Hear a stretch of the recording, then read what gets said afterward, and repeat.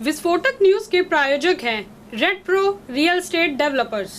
हम लोग जानते हैं कि किस तरह से पिछले 10 साल में भारतीय जनता पार्टी ने दिल्ली के लोगों के खिलाफ उनकी ज़िंदगी दूभर करने के लिए कितनी किस्म के षड्यंत्र रचे हैं। समय समय के ऊपर उन्होंने दिल्ली सरकार के कामों को रोकते रहे, एलजी के जरिए तरह तरह के कानून लाके, लेकिन हमारी सरकार ने कोई काम दिल्ली वालों का रुकने नहीं दिया। ऐसे ऐसे ऐतिहासिक काम दिल्ली के अंदर किए गए जो कि इस देश ने कभी 75 साल में देखे नहीं थे। सारे काम कराए गए। जब उनके सारे षड्यंत्र फेल हो गए तो उन्होंने फिर एक एक करके दिल्ली के आम आदमी पार्टी के सीनियर नेताओं को, मंत्रियों को, कैबिनेट मिनिस्टर्स को जेल भेजना चालू किया। उन्होंने सत्येंद्र जैन को जेल भेजा, मनीष सिसोदिया को जेल भेजा, संजय सिंह को जेल भेजा, मुझे जेल भेजा, सब लोगों को उन्होंने जेल भेजना चालू किया। उसके बावजूद भी काम नहीं रुके और कोई दूर दूर तक दिखाई नहीं दे रहा कि बीजेपी जीत रही है। अब बीजेपी को दिखने लगा है कि बीजेपी न केवल हार रही है बल्कि शायद भारत के इतिहास में उनकी ऐतिहासिक हार दिल्ली के चुनाव में बीजेपी की होने वाली है। बीजेपी के पास कोई नैरेटिव नहीं है। उनके पास ये बताने को नहीं है कि उन्होंने 10 साल में क्या काम किया।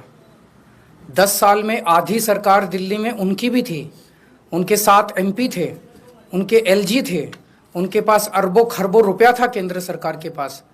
उन्होंने इन 10 सालों में ना कोई सड़क बनवाई, ना कोई अस्पताल बनवाया, ना कोई स्कूल बनवाया, ना कोई कॉलेज बनाया। दिल्ली के लोगों के लिए कोई काम नहीं किया। दिल्ली के लोगों ने उनको एक ही काम दिया था कानून व्यवस्था का, उसका भी उन्होंने कबाड़ा कर दिया। आज दिल्ली के लोग डर के माहौल के अंदर जी रहे हैं और खुलेआम दिल्ली की सड़कों पे गोलियां चल रही हैं। उनके पास कोई सीएम चेहरा नहीं है, उनके पास कोई कैंडिडेट्स नहीं है, उनके पास कोई एजेंडा नहीं है चुनाव लड़ने के लिए। और दूसरी तरफ आम आदमी पार्टी एक पॉजिटिव कैंपेन कर रही है। हम ये बता रहे हैं लोगों को कि 10 साल में हमने ये काम किए, हमने स्कूल अच्छे किए, स्कूल शानदार किए, बच्चों की पढ़ाई का इंतज़ाम किया, आप लोगों के इलाज का इंतज़ाम किया, अस्पताल अच्छे किए, मोहल्ला क्लिनिक बनाए, बिजली 24 घंटे की, बिजली फ्री की, पानी की व्यवस्था की, घर घर पानी पहुंचाने का काम किया, महिलाओं की बस यात्रा फ्री करी, बुजुर्गों के लिए हमने तीर्थ यात्रा फ्री करी। हमने इतने सारे काम किए, इसलिए हम कह रहे हैं हमें वोट दो।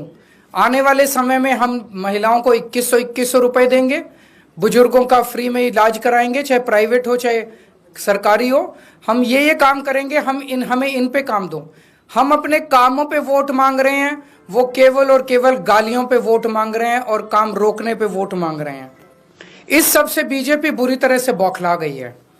और अभी 3 या 4 दिन पहले हमें अपने सूत्रों से पता चला है कि ईडी, सीबीआई और इनकम टैक्स तीनों एजेंसीज की मीटिंग हुई है और उस मीटिंग में ऊपर से आदेश आए हैं कि कुछ भी फर्जी केस करके दिल्ली की सीएम आतिशी जी को गिरफ्तार किया जाए।